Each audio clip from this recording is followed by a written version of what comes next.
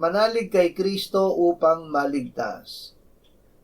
Tumanggi si Pedro na manalig na kailangang mamatay si Kristo. Sinabi sa kanya ni Jesus, "Umalis ka diyan, Satanas, sapagkat hindi mo iniisip ang mga bagay na ukol sa Diyos, kundi ang mga bagay na ukol sa tao." Tanging ang pananalig kay Jesus na namatay at muling nabuhay ang paraan upang maligtas. Si Jesus ay namatay dala ang ating mga kasalanan sa kanyang katawan sa krus, upang tayo ay mamatay sa kasalanan at mabuhay para sa Diyos. Manampalataya ka sa Panginoong Jesus at maliligtas ka, ikaw at ang iyong sambahayan.